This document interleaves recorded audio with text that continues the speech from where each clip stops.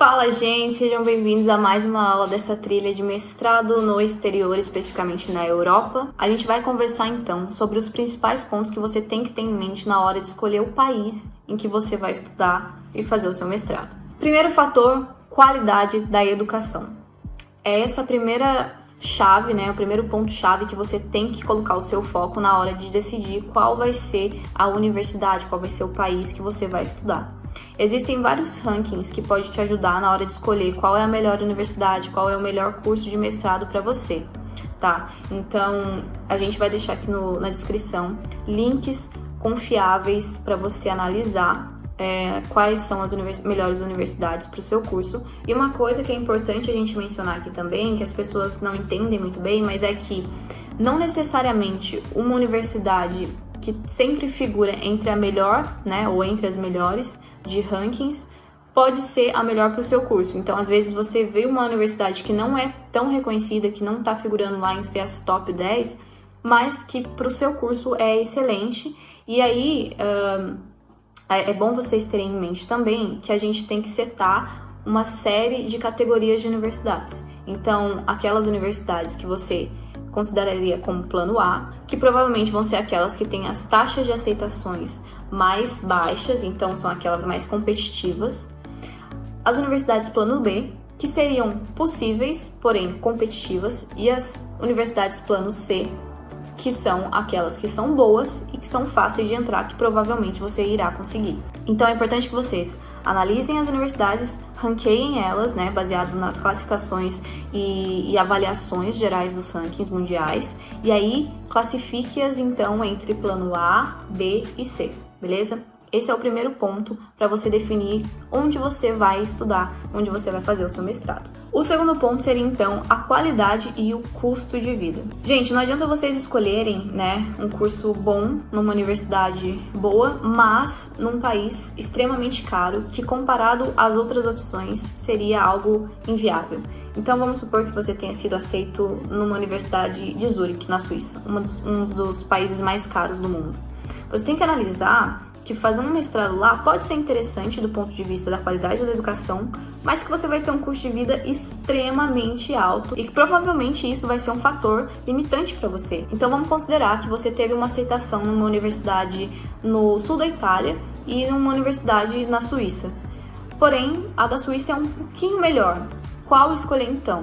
Poxa, vamos analisar também o custo de vida. Esse é um fator extremamente importante. Será que se eu for morar em um país super caro, que tem uma universidade boa, porém comparável a outras instituições, será que realmente vale a pena só pelo nome da instituição?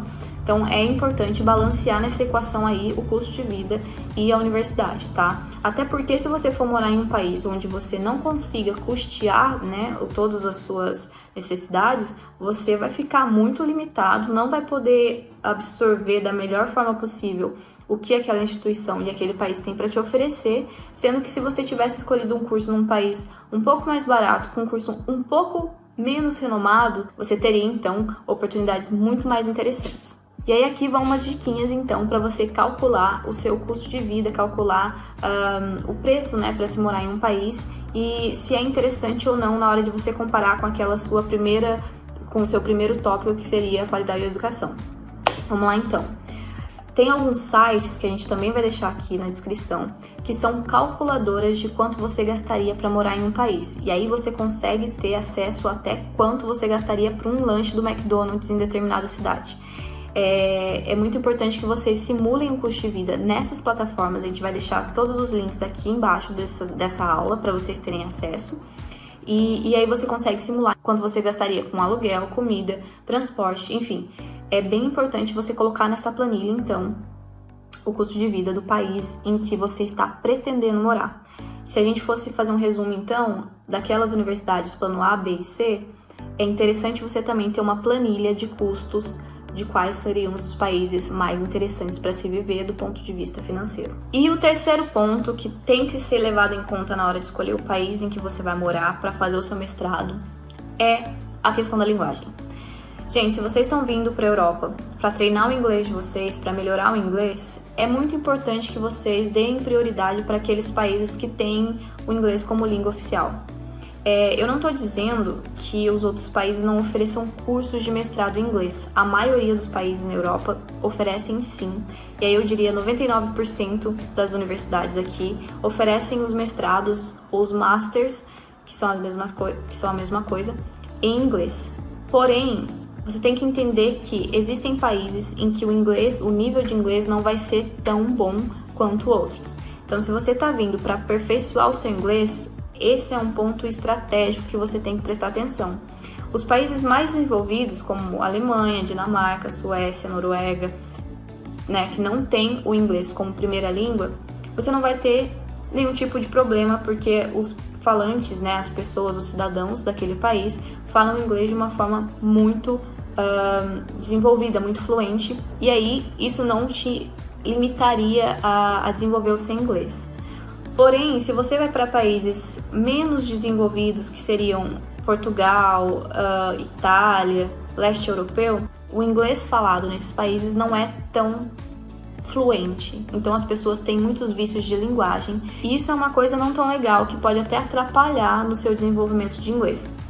Então, para dar uma ideia geral de como você analisa isso, os países que têm o inglês como primeira língua deveriam ser a sua prioridade se o seu foco é melhorar o inglês.